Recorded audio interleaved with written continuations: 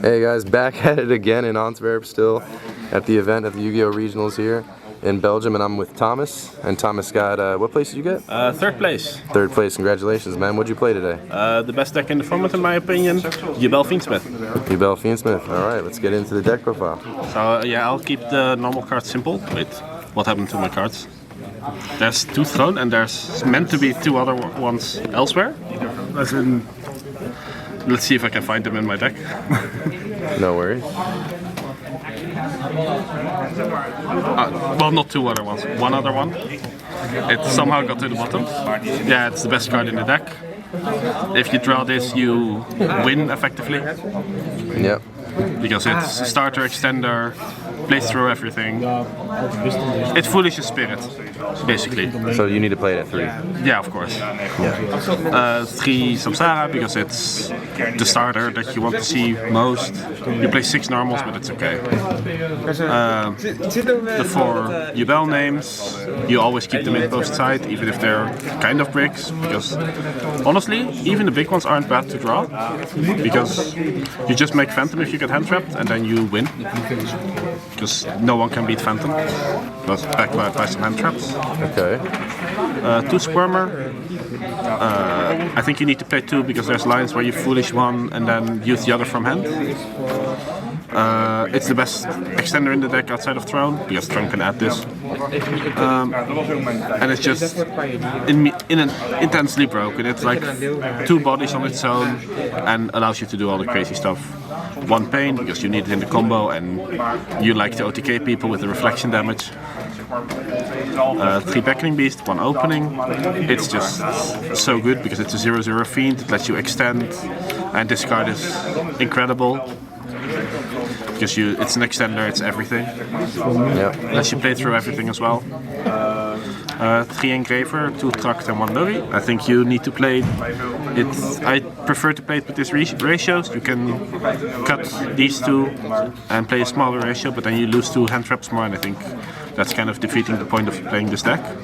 I'm not playing the Lacrima because I think it doesn't add anything to the lines, and it's just kind of a brick because you play too many normal summons anyway. Okay. Interesting. Terraforming 1 for 1, just the one-offs that help you add consistency and play through everything. I 1 for 1 an opponent after he hand trapped me twice, summoned the Squirmer, and could have played through 2 more hand traps. Nice. Shavara, of course, and then the only correct trap, Chamber. The lines are way better than with Escape.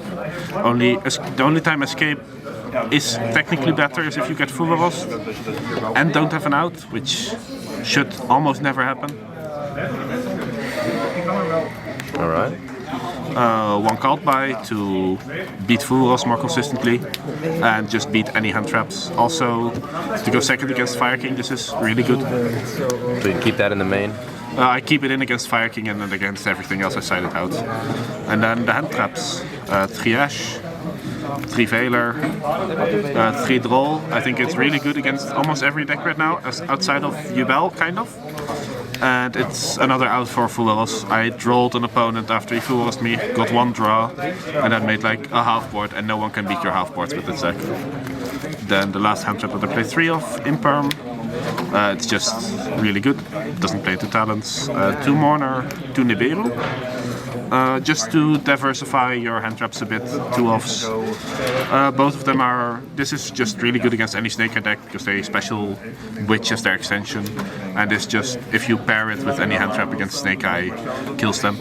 And in the mirror it's that, but I didn't expect too many mirrors. I don't think there's too many very good Yubel players, to be honest. Not here in Antwerp. 44 in the main deck. 44 cards, alright. 1 more than otherwise, yes, but I just wanted to play a bit more of hand traps. No Fuvarost main deck, because I think you want better ways to stop your opponent and better cards that help you when you get Fuvarost yourself, so that if you have to pass, you have hand traps to back you and you just win anyway because you play next turn and they can Fuvarost you again because they have cards. Yeah. What I noticed was neither of you guys are playing Impulse, and you're playing like a considerable amount of hand traps. Dominus Impulse conflicts with the deck because you play the Fiendsmith cards, and Dominus Impulse says you cannot activate light monster effects for the rest of the game. Okay, so you'd value. So these cards are your best extenders and some of your okay starters. You need them in every line, so you cannot play Impulse. All right. Which is the only downside of this deck, I guess. But the strength of the engine is just so worth it. For the extra deck, 3 Phantom, because it's Phantom and the third one actually does come up. Like, I think one time I comboed with all 3 on my first turn, being like playing through 2 or 3 hand traps and making some kind of board. You can recycle it with Throne, of course, but it's just in the grind games, especially if you play hand traps. In the hand trap grind, it comes up quite a bit. Necro Whip, because you need it if you don't play Lacrima, and also in a lot of your lines you get the draw. Aerial Eater foolishes all your combo pieces, lets you play around a lot of things as well, and it's just a free body that can make Caesar, which the Escape build also can do. Desiree, I think I ended all but one of my games that went first on this. It's an insane card. Even if you don't use it, just it being there means your opponent cannot play. Everyone wants to play Yu-Gi-Oh! Yeah. Caesar and Varuras for the Exesis. Yeah, both just great Antwerp pieces. Just actually, I like going second to like beat into them, pop a back row or pop one thing of follow up, and then have an omni negate. And this just, if you're playing a hand trap mirror, this just beats them every time because they need to have Imperm to out it, and then you have Desiree for the Imperm, and this stops 2 pushes, and then you have a Phantom for the 3rd push, and a Rage for the 4th and 5th push, so they don't have cards anymore at that point. Yeah. So what was like your turn one, like ideal end board? What was what's the dream board look like? The good board, when you have like any 2 card combo, should be like this, a Phantom, and a Rage in the graveyard with the chamber to reborn it. Jesus, how many negates is that? That's 5 negates, kind of 6, because it's gonna get 2 cards, and then you link with their cards, and they cannot beat over anything because you have the Nightmare Pain, so they have to attack your Yubel monsters and take damage themselves. Yeah, it's too many interruptions. Basically, they cannot do anything, and you play around like Lightning Storm by summoning everything in defense. And usually there's a Mug Wrecker on top as well to protect from any destruction. Okay. Then let's go to the links. The Fiendsmith cards, just really good. Nothing more to say, honestly. Mudcracker, just insane extender and helps you play through things by just turning any 2 bodies with a negated starter into that starter again, because it's an ignition effect.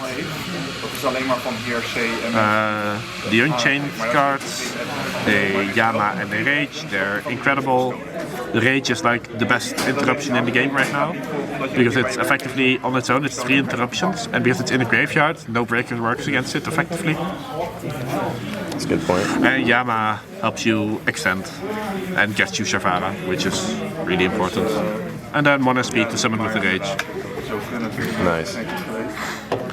I'll go over the side deck.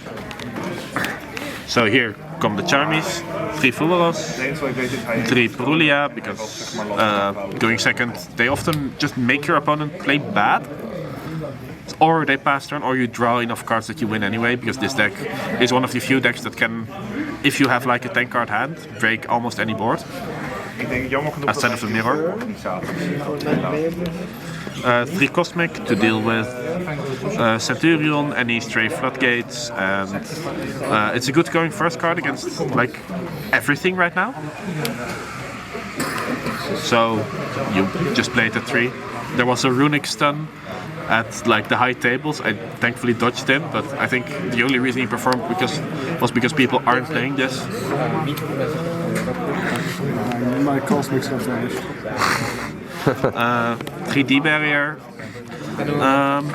The theory is you play this over the thrust and DDG and then one of this, because you want to hard draw it against Tempai, and against Fire King you almost never get hand trapped to the point that it matters. It only matters if you get full rost and can't play.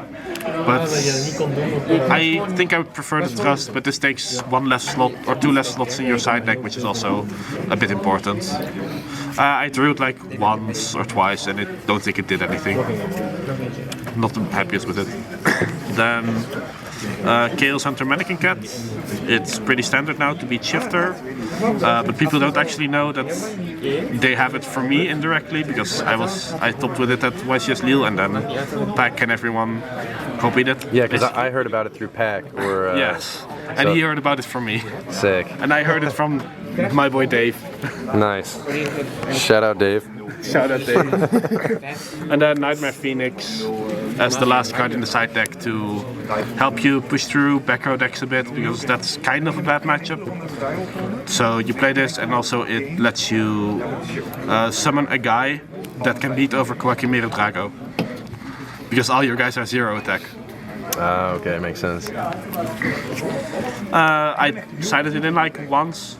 Would you keep Never it? summoned it. No. I don't think I'd keep it. I think I might play the Anguish to just help breaking boards, but I'm not sure. Maybe this can be part of the thrust package. I'll have to consider it. Yeah, that's it. Right. Any closing thoughts or shout outs you want to give? Yeah, the deck is just really good. The format is kind of a comparing hands format anyway, so you might as well play the deck that can make the best hand and play through everything and draw all the hand traps. All right. Thanks for the insights, man. Cheers. Congratulations.